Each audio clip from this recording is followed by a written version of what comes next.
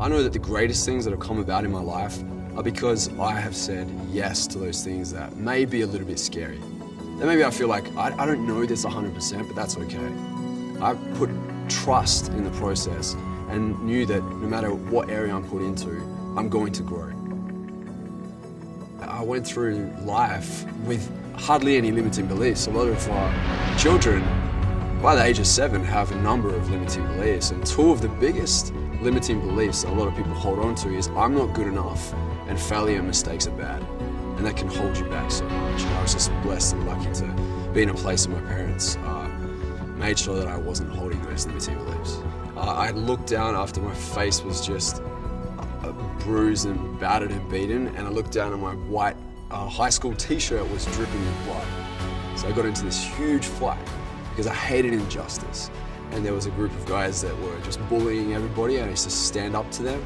And I got my head punched in, and I got very embarrassed because it was in front of thousands of kids at school. And I was at this kind of fork in the road in my life because I could have gone one of two ways. I could have gone, the world sucks, this is, it's against me, and acted like the victim, or I could go the other way. I was at that crossroads, and I chose the other way. What I did was I started channeling all that energy into my passion, which was music at the time.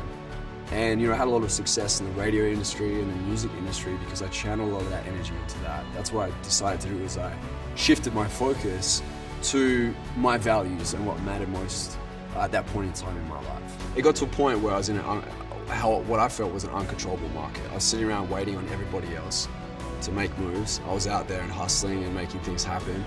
And I was waiting for everybody else to make decisions for me. And I got to a point where I was very unhappy. And I threw in the towel. And everybody thought I was crazy because I was working with these major label recording artists. I was living this glamorous life out in Miami, Florida. And I moved back to little old Perth, Western Australia, and I started from scratch. But here's the thing. I trusted my instincts. I trusted that thing around here in my heart that I knew that there was something greater for me. And I'm so happy I chose that path, because now I inspire multi-millions of people every year online. And it's because I trusted my heart. And when you are operating out of a place where you're operating from your highest values, there's a lot of energy there.